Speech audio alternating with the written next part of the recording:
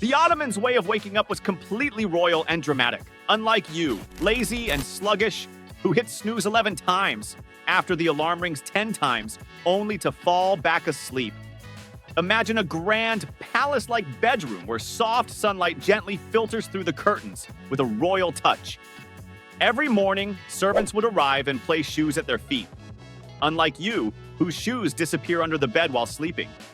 And when you search for them in the morning, you end up slipping on a pizza box from the one you ate at 3 a.m. because, of course, you went to bed late. There was a special kind of rooster that served as an exclusive alarm for the Ottoman, and even the rooster had VIP status. If the rooster failed to wake the Ottoman, a servant would come to rouse him. But if your digital alarm fails, it's your mom who storms into your room, not in a royal manner, but with a slipper in hand, which could very well land on your head if you don't get up. The Ottoman servant would wake him with soothing, melodic music. But if you're married, you'll probably be woken up by the sound of your partner's fart. When the Ottoman wakes up, it feels like he's about to attend an important event radiating full royal vibes. It seems as if he slept fully dressed, with skin so flawless, it's like he's wearing a Snapchat filter. And then there's you, waking up as if someone forcefully dragged you out of bed and threw you on the floor, like you fought a war from Monday to Friday. The Ottoman be like, every morning is a royal moment for me, while you're like, ugh, why is it morning already? I just slept last night. All right, since you're finally awake, how about washing your face a bit? The Ottoman's face wash routine felt like a royal spa treatment, a grand, beautiful marble bathroom with fountains. Don't worry, you have fountains in your bathroom too. Just take a closer look. Maybe your shower is leaking. Stepping into the Ottoman's bathroom feels like entering a 5-star hotel, while stepping into yours means slipping right away, thanks to the water you left running last night because you were too busy watching reels while sitting there. While you're scrolling reels, the Ottoman's servant arrives with a golden bowl filled with chilled water mixed with rose essence. The water smells so heavenly, it feels less like face wash and more like he's about to apply luxury perfume. The Ottoman doesn't even lift a finger. One servant pours the water, another stands ready with an ultra-soft towel, and a third gently fans him, so his face dries quickly. Speaking of drying, has that water you left running last night dried up yet? No? Well, never mind. Since you don't have servants, hurry up and wash your face. Brush your teeth with one hand, splash water on your face with the other, and simultaneously call out to your mom or partner, "Get my breakfast ready. I have to go work a 9 to 5 at an Ottoman's house." Can't find a towel? No problem. Just dry your face with your shirt sleeve and head straight to the dining table. The Ottoman's breakfast was nothing less than a royal banquet. A grand, beautiful dining hall with a long table filled with so much food, it looks like it's set for an entire party. On one side, silver trays hold honey, dry fruits, saffron-infused milk, freshly baked bread, and exotic fruits like pomegranates and grapes.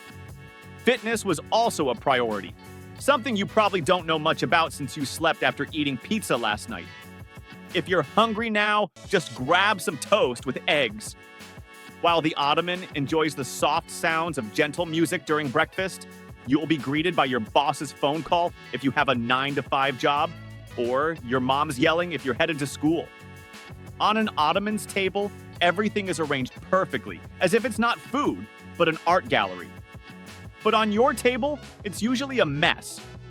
When you open the fridge, there's cold bread, and in the packet, there's barely one slice left because you don't have a servant to bring everything for you, and you tend to forget things yourself. In a hurry, you put the bread in the toaster, but after 2 seconds, you impatiently take it out. And if more than 2 seconds pass, sometimes the bread even gets burnt, and you have to go to work on an empty stomach.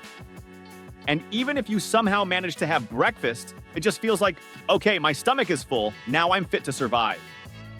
But an Ottoman has one servant to feed him, another to give him water, one to fan him with a hand fan, and another standing by just to wipe his mouth.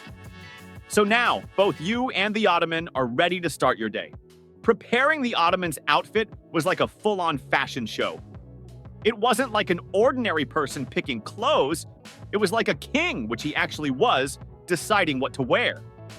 There was always an advisor standing by his side to help him choose clothes based on his mood. Not like you, whose mood is still off because you slipped on a pizza box last night. The moment the Ottoman opened his wardrobe, seeing those stylish clothes made him feel like a supermodel. But you feel like a lazy horse. No matter what saddle you put on it or what job you give it, it doesn't make a difference whether the saddle is black or brown.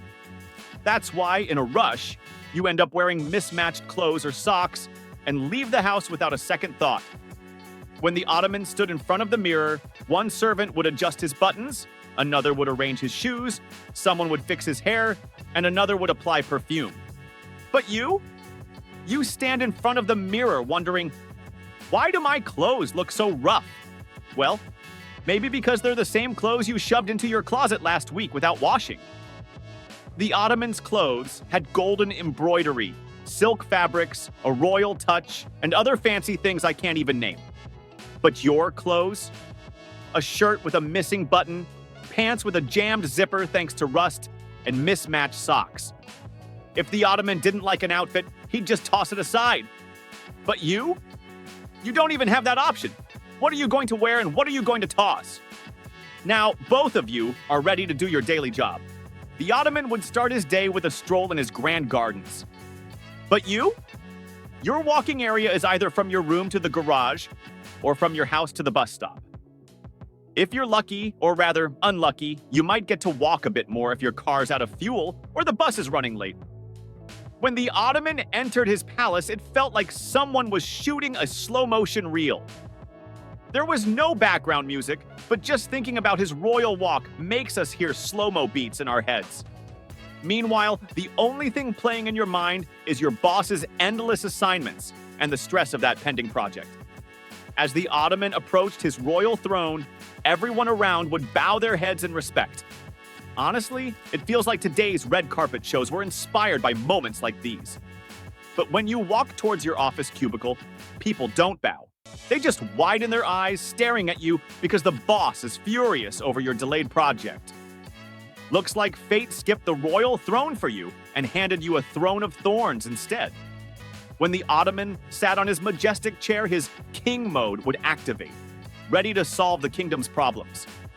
But when you sit on your thorny office chair, your sorry mode kicks in. Because, well, you owe the boss an apology. The Ottoman's energy level was like a fully charged green battery, brimming with confidence like a king. Oh wait, calling him like a king doesn't even make sense because he was the king. Comparing your energy level to his is pointless because, well, you kickstart your day with just a cup of coffee and a piece of toast. And the moment you step into the office, that energy drops faster than your Wi-Fi during an important Zoom call. The Ottoman's aura? Unshakable steps, a commanding voice, and eyes that screamed, "I'm here to conquer the world."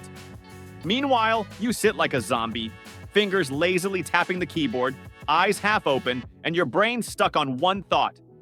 When is the weekend coming? Well, I don't know when the weekend will come, but my videos will definitely keep coming regularly. If you found the video relatable, give it a like. And if it touched your heart, hit the subscribe button once. But if it touched your mind, hit it 3 times. I don't know how, just make sure you subscribe. See you in another comparison. Until then, bye. I've got to go face my boss's scolding.